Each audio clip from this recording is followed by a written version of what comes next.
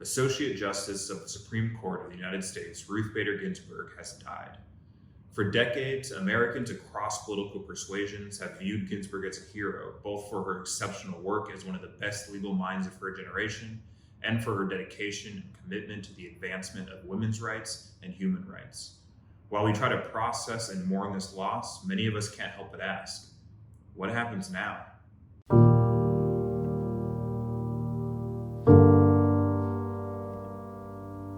I'm not the best person to try to summarize all the ways in which Ginsburg changed this country for the better, so I encourage all of you to seek out as much knowledge as you can about how this great American lived her life.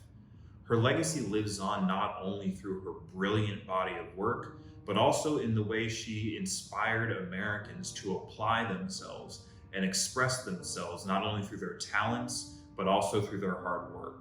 Born in the shadow of the Great Depression in 1933 in Brooklyn, New York, Ginsburg endured the loss of her mother before she even graduated high school.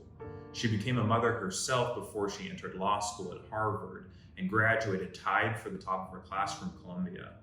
She had a phenomenal academic career before co-founding the Women's Rights Project at the ACLU, embarking on a journey that would change American law forever. Eventually, she was nominated to the U.S. Court of Appeals by President Jimmy Carter in 1980, and then finally to the Supreme Court by President Bill Clinton in 1993. Ginsburg truly was an American dream realized. Ginsburg helped mold modern liberal jurisprudence. She wrote the opinion that ended gender-based employment discrimination, and she wrote the dissent opinion in Ledbetter versus Goodyear, which led to the Lilly Ledbetter Fair Pay Act, which makes it easier for employees to win pay discrimination lawsuits. She continuously wrote opinions on abortion rights that focused on women's health and asserted the idea that the government has no right to intervene on a woman's choice in this matter.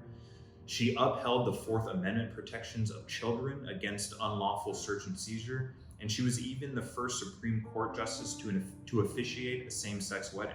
Ginsburg was a titan. There's no way around that. We're going to be processing this loss for quite a while.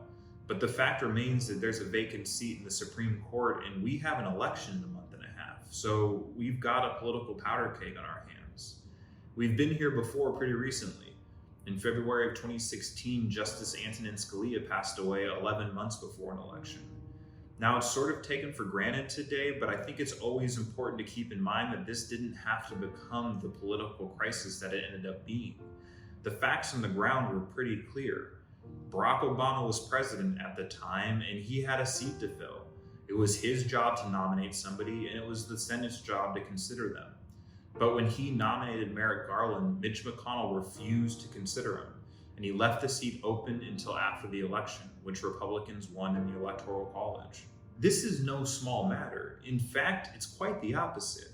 If Donald Trump fills this seat, then a president that most Americans did not want to be president will have filled 3 Supreme Court seats, one of which was withheld from the president before him. And he was helped in doing so by a Senate majority that represents a minority of the American population. Now, in 2016, the stated principle by Republicans was that Americans should have a voice in who nominates people to the Supreme Court. Now, obviously, that was bullshit when they said it because Americans had already used their voice. They'd used it to elect Barack Obama. But now that principle is being tested. Republicans have a few paths forward here. They can try to push through a nominee before the election. They can maintain the principle they set in 2016 and wait until after the election. Or Donald Trump can install a justice using a recess appointment. It must be pointed out here that waiting until after the election is the correct answer to this question. Brett Kavanaugh is in a stolen seat, and this is the only way to right that wrong.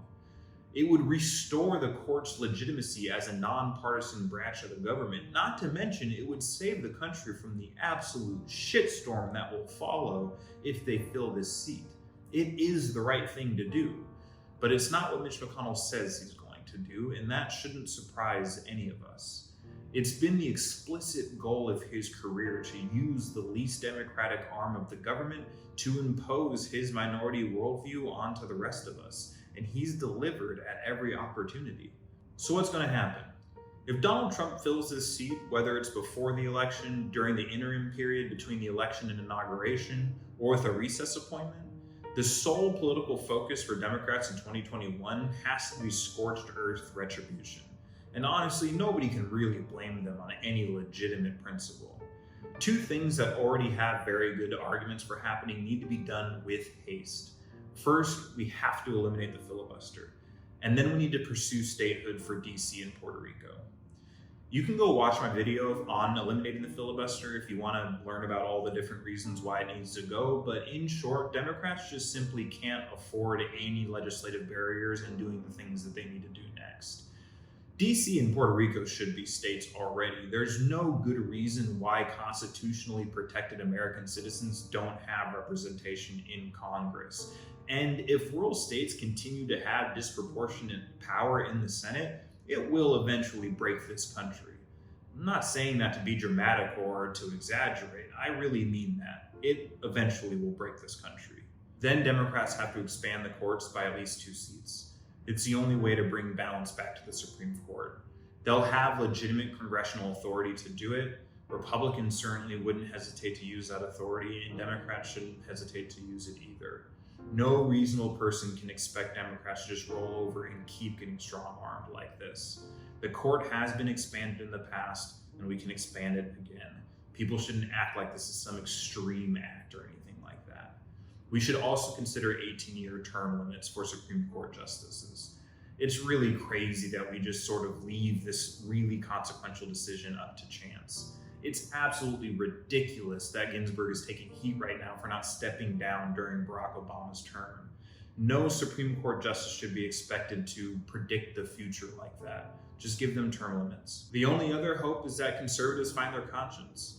Maybe a handful of Republican senators like Romney or Murkowski or Collins or Grassley decide that the hypocrisy is just too much to abide by and they withhold their votes. We absolutely should be contacting all of those senators and making it explicitly clear that we expect them to do that. Maybe we'll be writing books about how they all saved the Union a few years from now.